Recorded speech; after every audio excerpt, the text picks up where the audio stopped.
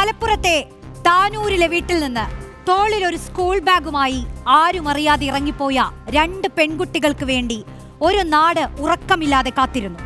ഒടുവിൽ ഞങ്ങൾ സേഫ് ആണെന്ന് ആ കുട്ടികൾ തന്നെ പറയുന്നത് കേട്ട ശേഷമാണ് നമുക്ക് ആശ്വാസം വീണത്. അതുവരെ തീ തിന്ന കുടുംബവും കുട്ടികളെ കണ്ടെത്തുന്നതിനായി അഹോരാത്രം പരിശ്രമിച്ച അന്വേഷണ ഉദ്യോഗസ്ഥരും നാട്ടുകാരുമെല്ലാം ഭീതിയോടെയായിരുന്നു ആ മണിക്കൂറുകളെ അതിജീവിച്ചത്.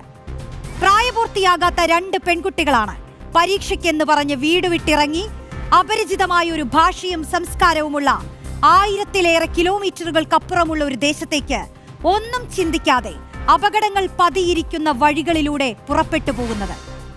കുട്ടികൾ ആരും അറിയാതെ വീട് വിട്ടിറങ്ങുന്ന സംഭവങ്ങൾ കേരളത്തിൽ ആവർത്തിക്കുകയാണ്. ഓരോ കുട്ടിക്കും ഏറ്റവും സുരക്ഷിതമാകേണ്ട ഇടം വീടകങ്ങളാണ്. എന്നിട്ടും രക്ഷിതാക്കളുടെയും കുടുംബത്തിന്റെയും അതിരുകളെ ഭേദിച്ച് കുട്ടികൾ കുതറിയോടുന്നതിന് കാരണമെന്താണ്? കുട്ടികളെ കാണാനില്ലെന്ന വാർത്ത കേൾക്കുമ്പോൾ തന്നെ ഈ നാടിന്റെ നെഞ്ചടിക്കാൻ തുടങ്ങും. സ്വയം തീരുമാനിച്ചുറപ്പിച്ച് കൂട്ടം തെറ്റിപ്പോകുന്ന കുട്ടികളെ പിടിച്ചു നിർത്താനാകാതെ പകച്ചു നിൽക്കുന്ന രക്ഷിതാക്കളെ കാണാം. ചെറിയ പ്രതിസന്ധികൾ പോലും തരണം ചെയ്യാൻ കഴിയാതെ, സഹനശേഷിയില്ലാതെ, ക്ഷമയില്ലാതെ, ഉത്കണ്ഠയിലുഴറി സമൂഹ മാധ്യമങ്ങളുടെ ദുസ്വാധീനത്തിൽപ്പെട്ട് കൈവിട്ടു പോവുകയാണോ നമ്മുടെ കുട്ടികൾ?